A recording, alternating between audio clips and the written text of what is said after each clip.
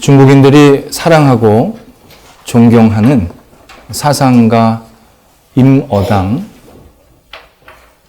40대 초반에 자신의 존재를 알리는 유명한 책 한 권을 쓰게 됩니다. 책 제목이 생활의 발견입니다.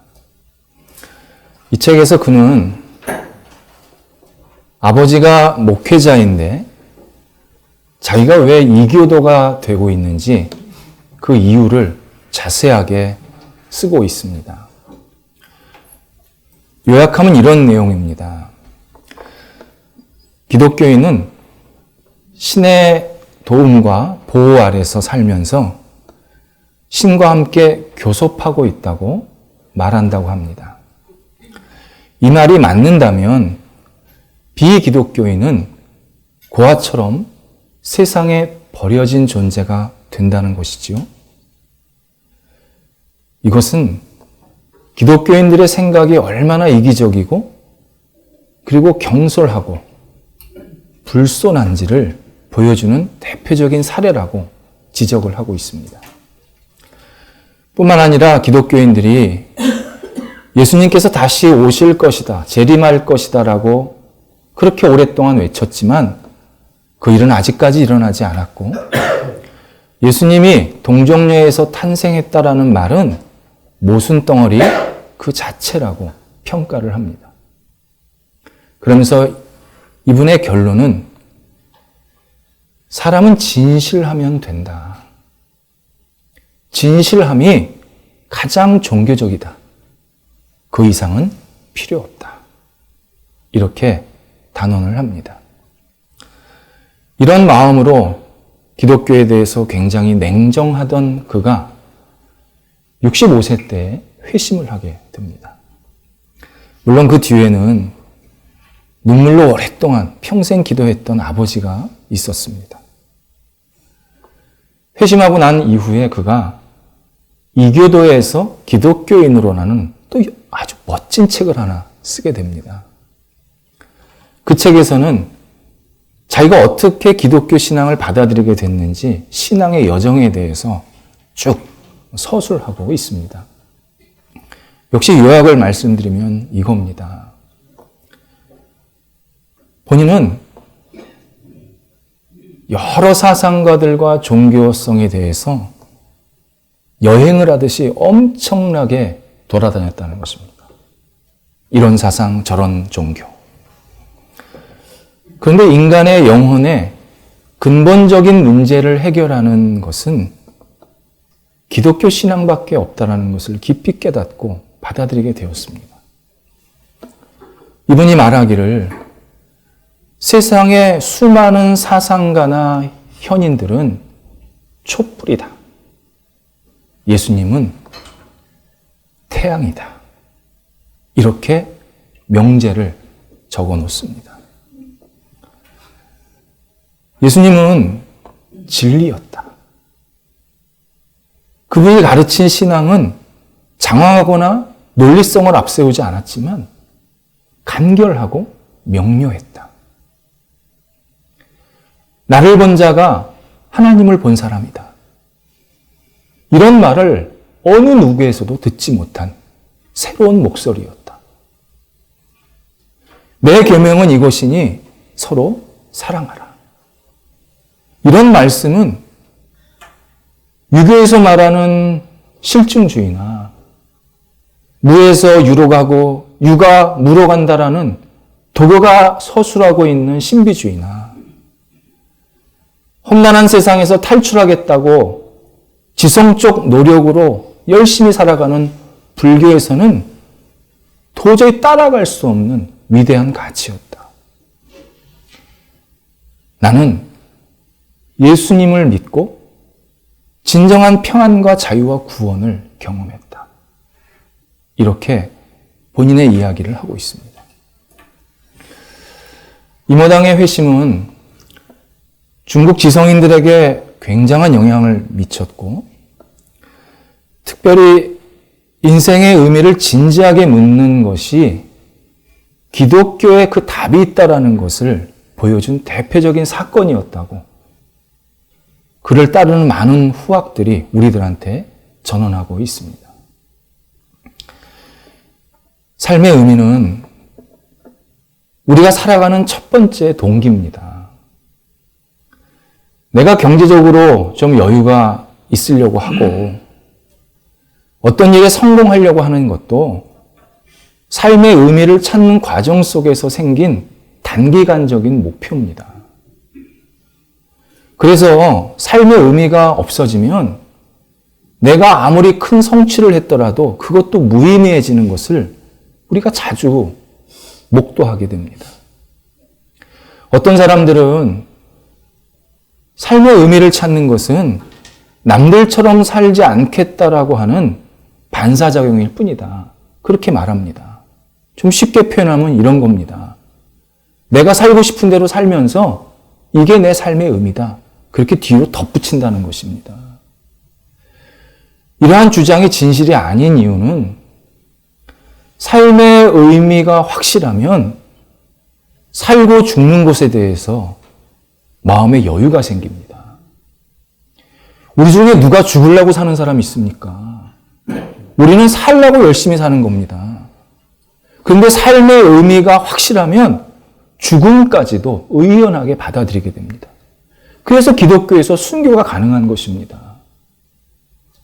삶의 의미는 절대 덧붙여지는 게 아니라 출발선입니다. 그래서 중요한 것은 삶의 의미가 영원하고 진짜여야 됩니다. 내가 중요한 줄 알고 그 의미를 추구하면서 평생 살았는데 거기 가보니까 이게 그림자인 겁니다. 그것만큼 비참하고 허무한 인생이 없습니다. 삶의 의미를 찾으려고 할 때는 태양을 찾아야 합니다. 촛불을 찾으면 안 됩니다. 촛불 같은 삶의 의미를 붙잡고 살면 어느 순간 그 촛불이 사르르 없어집니다. 촛불 같은 삶의 의미는 한시적이고 아주 극소적인 것밖에 되질 않습니다. 무엇보다도 촛불 같은 의미는 내가 붙잡는 겁니다. 그러다가 어느 순간에 이 촛불이 사르르 없어지면 없어졌네? 자기 스스로 놀라는 겁니다. 그러나 태양 같은 삶의 의미는 나에게 비춰지는 겁니다. 내가 그거 붙잡는 거 아닙니다. 나한테 비춰지면 내 모습이 보이고 세상이 보이고 그 비춰지는 길에 따라서 가게 되면 절대 잘못된 길로 가지 않고 중간에 있는 여러 가지 것들을 확인하면서 천천히 올바른 길로 갈 수 있는 그런 근거가 태양 같은 삶의 의미입니다. 우리가 찾아야 될 것은 태양 같은 삶의 의미. 나를 지속적으로 비춰주고 내가 곁길로 가지 않도록 계속 나 스스로에게 계속 동기를 부여해주는 그런 외부에서 오는 삶의 궁극적인 의미가 우리들한테 들어와야 합니다. 사울은 촛불 같은 삶의 의미를 붙잡고 살았습니다. 사울은 조건이 대단히 화려했던 사람입니다. 그는 유대인 중에 유대인입니다. 이 표현을 좀 어려우니까 다른 말로 하면 사울의 이름이 사울인 거는요. 이스라엘 첫 번째 왕의 이름이 사울입니다. 자기가 그 가문이라는 겁니다. 우리가 왕가라는 겁니다. 우리는 이스라엘에서 최고의 왕 가문의 자손이라는 겁니다. 그래서 이름도 사울로 졌습니다. 일반인들이 가질 수 없었던, 거의 불가능했던 로마 시민권을 갖춘 유력한 인물이었습니다. 그래서 이름도 바울이 또 있습니다. 우리가 시민권이 두 개가 있으면 하나는 우리나라 이름이 있고 하나는 다른 나라 이름이 있는 것처럼 사울도 로마 시민권도 있었고 유대인 사람이었고 하니까 사울도 되고 바울도 되는 두 개의 이름이 있었습니다. 이 두 개의 이름 자체가 그 사람이 대단한 신분이라는 것을 보여주는 겁니다. 그뿐이 아닙니다. 당시에 가말리엘이라는 최고의 대율법학자의 제자였습니다. 아무나 못 들어가는 수하였습니다. 이러한 화려한 조건을 사울은 딱 하나 붙잡고 살아갑니다. 율법을 통해서 구원을 얻겠다. 율법을 통해서 내가 하나님께 인정을 받겠다. 이것에 온 힘을 다 집중해 버립니다. 이것을 율법주의라고 합니다. 율법주의의 핵심은 자기 노력으로 하나님께 갈 수 있다. 이게 핵심입니다. 자기 노력이 핵심입니다. 이 율법주의는 우리 시대의 다양한 모습으로 우리들한테 지금 나타나고 있습니다. 대표적인 예로 율법이 도덕으로 우리들 앞에 서 있습니다. 그래서 많은 사람들이 도덕주의에, 윤리주의에 빠져 있습니다. 나는 윤리적으로 살겠다. 그러면서 조금이라도 잘못된 것을 참지를 못합니다. 그래서 계속 윤리만 강조를 합니다. 마치 결벽증 환자처럼 나는 윤리적인 사람이니까 이런 거 하면 안 돼. 하면서 해야 될 것과 하지 말아야 될 것이 너무 많습니다. 그러다 보니까 본인이 피곤합니다. 옆에 사람도 피곤합니다. 근데 나는 이게 내 삶의 의미다. 그렇게 생각하며 사는 사람들이 있습니다. 율법이 때로는 물질로도 옷을 입고 나타납니다. 물질이 있어야 내가 인정받지. 물질이 나를 나중에 편하게 할 거야. 물질이 나를 보호해 줄 거야. 하는 물질 만능주의에 빠지게 됩니다. 물질 만능주의에 빠지면 모든 가치를 다 물질로 생각합니다. 그래서 우리 흔히 하는 말 있지 않습니까? 이건 뭐 해야 돼요? 그러면 얼마 드는데요? 저 병원 가서 뭐 좀 고쳐야 돼요. 그 수술비가 얼마래요? 모든 가치를 다 물질로 그냥 덧붙입니다. 물질주의의 핵심도 내 노력으로 그 물질을 가지려고 하는 것입니다.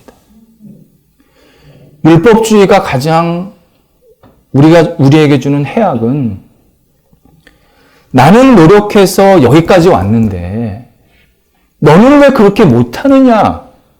너는 왜 이렇게 노력도 안 하느냐? 하면서 다른 사람을 배제하는 것에 문제가 생깁니다. 그 기준을 나한테만 두면 좋겠는데 나는 노력해서 이렇게까지 왔는데 너는 뭐냐? 하면서 내가 상대할 사람과 상대하지 않을 사람을 구분하고 내가 상대방에 대해서 인정할 것은 요만큼이고 인정하지 않을 것만 많이 보이고 그리고 늘 자기 자신에 대해서 우월감을 갖게 하는 것이 율법주의의 큰 해악입니다. 율법주의가 더 깊어지면요. 자기가 가진 조건으로 상대방을 공격을 합니다. 사울이 그랬습니다. 사울은 율법주의에 확 잡혀 있어서 율법과 관계없이 구원을 얻는다고 말하는 그리스도인들을 참을 수가 없었습니다.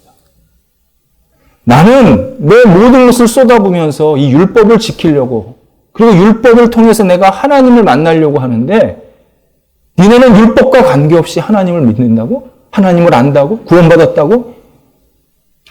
그건 거짓말이야. 하면서 핍박을 합니다. 1절에 보니까 위협과 살기가 등등했다는 겁니다. 이 표현은 사울이 가지고 있던 율법주의에 대한 확신이 그리스도인이 가지고 있던 믿음에 대한 확신보다 더 컸다는 겁니다. 내가 가만히 있지 않겠다. 다 죽여버리겠다. 다 없애면 그들이 가지고 있는 신앙도 없어질 것이다. 그렇게 생각을 했습니다. 사울은 이런 위협과 살기를 갖고 예루살렘에서부터 그리스도인들을 핍박했습니다. 그런데 이제는 다메섹까지 원정을 갑니다. 다메섹은 예루살렘이 이스라엘 땅이 아닙니다. 수리아, 지금의 시리아에 있는 접견에 있는 시리아 땅에 있는 도시입니다. 남의 나라 와가지고 그리스도인들을 잡아들이는 겁니다. 도저히 참을 수가 없었습니다. 하나님께서는 사울의 이런 행동을 더 이상 가만히 놔두실 수가 없었습니다. 3절에 보니까 커다란 빛으로 사울에게 비춰주십니다. 사울에게 이렇게 얘기하시는 겁니다. 사울아, 네가 지금 붙잡고 있는 거 촛불이야. 이 거대한 빛을 한번 봐봐. 그리고 너 자신을 봐봐. 그거 아무것도 아닌 거 너가 스스로 깨닫게 될 거야. 하나님께서는 태양보다 더 밝은 빛을 비춰주시면서 사울의 자기 자신을 돌아보는, 자기가 붙잡고 있는 것이 그게 진짜 의미인 것인지 가짜 의미인 것인지를 확인하기를 원하셨습니다. 사울은 율법만 쳐다봤습니다. 율법이 지향하는 목적지를 못 봤습니다. 예수님께서 마태복음 5장 17절에서 나는 율법을 완성하러 왔다, 그렇게 말씀하십니다. 하나님께서 우리들에게 율법을 주신 것은 예수님 오기 전에 잠시 이렇게 신앙생활 하라고 하는 임시 방편으로서의 신앙 방법이 율법입니다. 예수님께서 오셔서 십자가에 돌아가시고 부활하셔서 우리의 죄와 우리의 구원과 우리의 영혼의 평안을 완벽하게 다 정리하시고 이루셨습니다. 그래서 예수 그리스도를 믿으면 율법을 지키는 것보다 훨씬 더 온전한 신앙을 갖게 되는, 하나님이 기뻐하시는 신앙을 갖게 되는 겁니다. 그런데 바울은 본인이 오랫동안 지켰던 율법주의를 벗을 수가 없었습니다. 율법만 보였습니다. 율법이 가리키는 예수 그리스도를 바라보지 못했습니다. 다시 예수님께서 목소리로 사울에게 나타나십니다. 두 번 사울의 이름을 부릅니다. 너무 강력하게 부르십니다. 네가 지금 잘못 살고 있다. 내 얘기 좀 들어봐라. 이런 예수님의 간절함이 묻어나 있는 호칭입니다. 그러면서 왜 나를 핍박하냐? 이렇게 묻습니다. 사울은 이 음성을 들으면서 이게 사람의 소리가 아니라는 것이 직감적으로 느껴졌습니다. 그래서 뭐라고 대꾸를 하냐면 주여라고 대꾸를 합니다. 이 주여가요, 하나님을 부를 때 쓰는 단어입니다. 성경에 주여가 여러 번 나오는데 어떤 거는 선생님일 때도 나오고 어떤 거는 선배님일 때도 나오고 어떤 거는 존경하는 분일 때도 나오고 다양하게 나오는데, 여기 주여는 하나님을 부를 때 쓰는 그 단어를 썼습니다. 주여. 직감적으로 이거는 사람이 아니다. 근데 문제는 지금 말씀하시는 분을 자기가 핍박한 적이 없다고 생각한 겁니다. 자기가 핍박한 거는 그리스도인들이지. 이분이 누군데 내가 이분을 핍박했다 그래. 그래서 누구십니까? 오히려 되묻습니다. 이때 예수님께서 네가 핍박하는 예수다. 이 말을 듣고 사울은 충격에 휩싸이게 됩니다. 자기가 율법을 통해서 하나님 앞에 가까이 가고 싶었고 하나님께 인정을 받고 싶었는데 알고 보니까 자기는 지금 하나님을 핍박하고 있는 사람입니다. 예수를 믿고 구원을 받았다고 하는 그리스도인들이 저건 가짜다.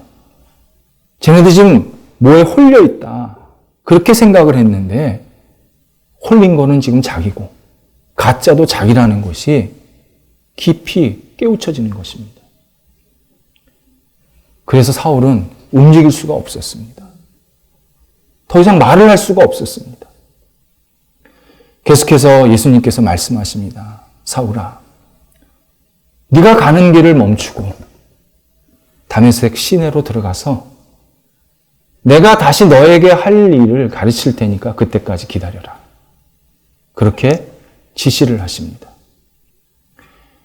바로 여기가 사울이 변화된 첫 번째의 모습입니다.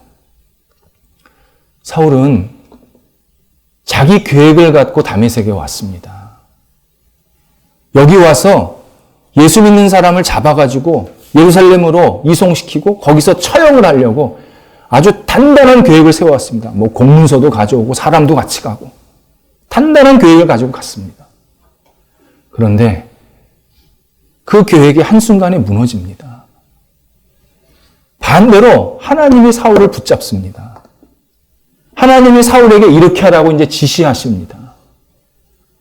사울의 인생이 자기 계획에서 하나님의 계획으로 변하게 되는 첫 번째의 모습입니다. 우리의 신앙의 삶의 첫 번째 모습은 내 삶의 주도권이 나에게 있다라는 생각에서 하나님께 있다라는 것이 변해야 그제서야 신앙생활이 시작이 될 수 있습니다. 사람은 누구나 자기 주도적인 생활을 하고 싶어 합니다. 내가 계획하고, 내가 준비하고, 내가 뭔가 노력을 해서 어떤 결실을 얻으려고 하는 마음들이 다 있습니다. 이것은 하나님을 믿지 않는 사람만 그런 것이 아니라 믿는 사람에게도 그런 마음이 있습니다.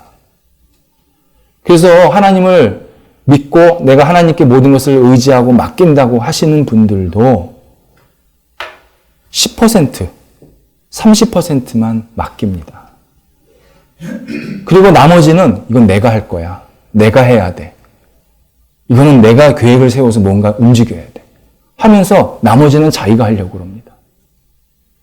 그러다 보니까 신앙은 갖고 있는데 10% 신앙, 30% 신앙인밖에 되지를 않습니다. 10% 신앙인은 10%밖에 하나님 앞에 응답을 못 받습니다. 30%는 30%밖에 응답을 못 받습니다. 100% 맡기면요, 1000배, 10,000배 받습니다. 하나님은 놀라운 계획과 섭리십니다. 미랄이 썩어야, 100% 썩어야 엄청난 곡식이 열리는 거 아닙니까? 난 10%만 썩겠다. 그러면 안 열립니다, 곡식이. 100% 썩어야, 100% 땅에 맡겨야 나중에 결실이 엄청난 것입니다. 우리의 삶의 주도권이 그런 의미가 있습니다. 이것은 인간이 타락한 이후에 우리가 가졌던 잘못된 습성 중에, 죄성 중에 하나입니다. 창세기 3장 15절에 보면 뱀이 사람에게 이 열매를 먹으라 하면서 뭐라고 유혹을 하냐면, 이 열매를 먹으면 너 하나님같이 돼. 이렇게 유혹해서 먹입니다. 하나님 같이 돼. 네가 하나님이 가진 주도권을 가질 수 있다. 그런 뜻입니다. 하나님이 가지신 지혜, 하나님이 가지신 계획성, 하나님이 가지신 어떤 전지전능함, 이런 거, 네가 그런 걸 침범할 수 있어. 네 거가 될 수 있어. 괜찮아, 먹어봐. 이렇게 우리한테 유혹해서 우리가 넘어갔습니다. 이후에 우리의 삶은 계속 주도권을 하나님 앞에서 자꾸 뺏어오려고 합니다. 인간의 주도권을 더 강화시키려고 하는 도구가 하나 있습니다. 그게 시계입니다. 원래 시계는 시간을 측정하는 도구입니다. 그런데 어느 순간서부터 시계는 세상을 통제하고 그리고 우리 자신을 통제하는 수단이 되었습니다. 시계에 맞춰서 일을 하고 시계에 맞춰서 임금을 받고 시계에 맞춰서 능력을 평가받습니다. 때로는 시계에 맞춰서 생명의 유무를 판별합니다. 그래서 우리 시대에 몇 분 안에 이걸 하지 않으면 당신의 생명이 위태합니다. 이런 말들이 비일비재합니다. 사람이 세상을 떠나면 몇 월, 며칠, 몇 시, 몇 초에 사람이 떠났다라고 그렇게 그냥 딱 한마디로 평가를 해버립니다. 그러다 보니까 시계에 남아있는 숫자가 적으면 불안합니다. 특별히 노년에 계신 분들은 시계를 쳐다보면서 시간이 많이 지났구나. 나에게 얼마 남지 않았구나. 하면서 우울해집니다. 마치 날짜 받아놓은 사람처럼 이제 몇 년이나 더 살 수 있을까? 이런 고민하면서 전혀 하루하루가 즐겁지가 않습니다. 젊고 바쁜 사람들은요, 시계의 시간이 지나가면 막 조급해집니다.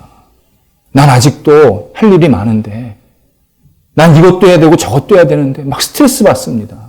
막 불안합니다. 그러면서 시계에 대해서 자꾸 집착을 하게 됩니다.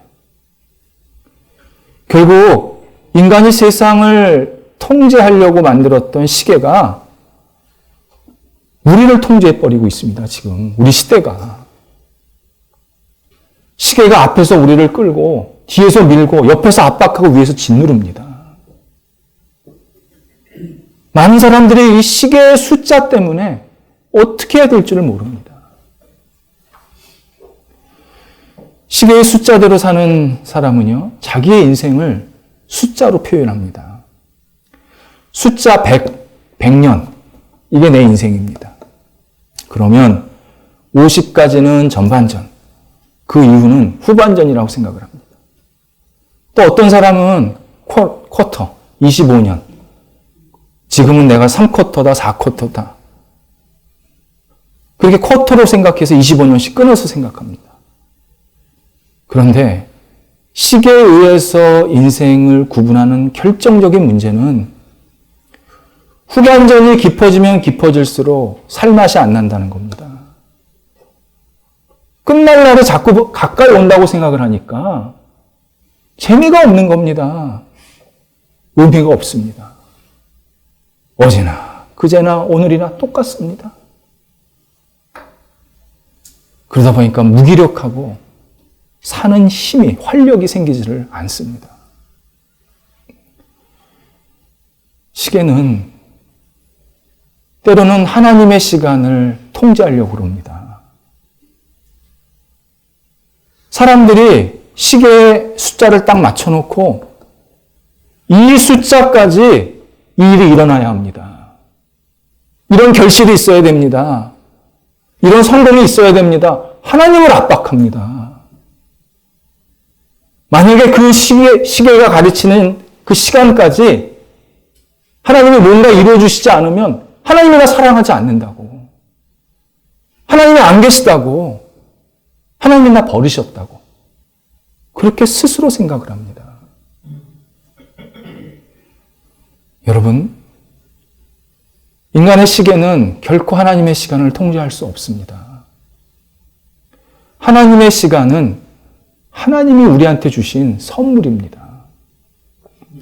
우리가 이 땅을 살아야 될 것은 내가 맞춰놓은 시계에 따라서 사는 게 잘 사는 게 아니라 하나님이 나한테 주신 시간을 기쁘게 만끽하고 즐겁게 살아가는 것이 그게 진짜 바르게 사는 모습입니다. 그래서요, 하나님의 시간을 사는 사람들은 내 인생을 그렇게 숫자로 구분하지 않습니다. 하나님을 진심으로 믿지 않았던 시기는 어두움의 시간입니다. 촛불의 시간입니다. 하나님을 진심으로 받아들이는 그 시간은 빛의 시간입니다.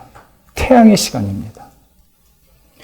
촛불의 시간, 어두움의 시간에서 내가 열심히 살았던 것은 목적도 불분명하고 의미도 명확하지 않아서 그냥 허공에 치듯 그냥 살아있으니까 그냥 산 겁니다. 그렇게 산 인생 시간이 어둠의 시간입니다. 그런데 빛의 시간은 분명한 하나님이 나한테 주신 시간, 의미, 이런 것들을 붙잡고 만끽하며 하루하루 기대하며 살아갑니다. 이것은 나이랑 관계없습니다. 사무엘은요, 어린 나이서부터 빛의 시간으로 살았습니다. 모세는요, 120세까지 살았는데 80세가 돼서야 그때 빛의 시간으로 살기 시작했습니다. 핵심은 하나님을 내가 지금 진심으로 믿고 의지하고 받아들이고 있느냐. 이 시간이 지금서부터 앞으로의 시간이 관계없이, 양에 관계없이 굉장히 의미 있고 감사하고 기쁜 시간입니다. 그래서 하나님의 시간을 누리는 사람은요, 삶이 늘 새롭습니다. 아침에 일어나면 공기가 새롭습니다. 하늘이 새롭습니다. 날이 맑아도 새롭고 어두워도 새롭습니다. 좋은 일이 있어도 새롭고 좀 안 좋은 일이 있으면 하나님의 시간이 나한테 또 어떻게 임하셔서 좋은 결실을 주실까 기대하면서 새롭습니다. 새롭게 인생을 보면요, 인생이 아름다워집니다. 요즘에 단풍철입니다. 단풍을 보시면서 무슨 생각을 하셨습니까? 아이고, 또 한 해가 지나가는구나. 벌써 한 살을 또 먹네. 이제 내 나이 29에서 30 되네. 49에서 50 되네. 무덤덤하게 올해도 단풍이 왔나 보다.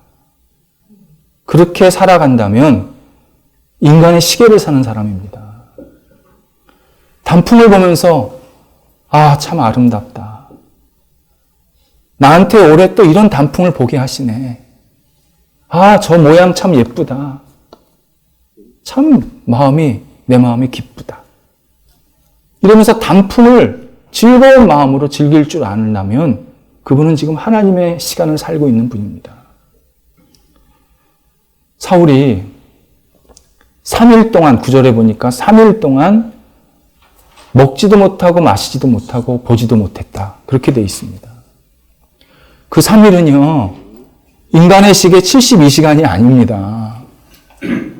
하나님께서 새로운 시간을 주시겠다고 약속하는 희망의 시간입니다. 지난날에 있었던 모든 사울의 잘못을 본인이 돌이키고 새롭게 하나님께서 어떻게 인도하실지를 기대하라고 주신 준비의 시간이었습니다. 이것은 우리에게도 마찬가지입니다. 내게 주신 오늘 시간, 이것은 그냥 막연하게 보내야 할 그런 시간이 아니라 정말 세상에서 한 번밖에 안 주시는 하나님께서 희망과 기쁨으로 감사로 채워지기를 원하시면서 주신 하나님의 큰 선물입니다. 우리가 매일 살아가면서 이 선물을 마음껏 즐기고 그리고 그 안에서 기쁨을 누려야 합니다. 인간의 시계대로 살면서 조급해하고 답답해하고 왜 이거 안 되지? 이렇게 스스로 옥죄는 인생이 아니라 하나님의 시간 안에서 내가 있지. 하나님께서 내 시간을 전부 아름답게 인도하시지 하면서 기대하면서 살아가는 것이 진정한 예수 믿는 사람들의 모습입니다. 나라 문제도 마찬가지입니다. 요즘 나라 생각하면 걱정하시는 분도 많고 또 한쪽에서는 왜 걱정하냐 또 그런 분들도 있습니다. 핵심은 그겁니다. 나라 생각하면 당연히 염려됩니다. 기도할 수밖에 없습니다. 중요한 것은 그리스도인들이 나라를 위해서 기도할 때는 희망을 갖고 기도하는 겁니다. 왜 나라가 이 꼴이야? 뭐가 이렇게 문제가 많아? 그렇게 생각하는 게 아니라 하나님께서 이 하나님의 시간을 통해서 더 좋은 모습으로, 더 성숙한 모습으로, 더 발전된 모습으로 대한민국을 이끌어 갈 것이다. 그러한 기대감을 갖고 기도하면서 우리에게 맡겨진 역할들을 잘 감당하는 그 모습, 그것이 하나님의 시간을 살아가는 사람들의 진정한 모습입니다. 기도하겠습니다.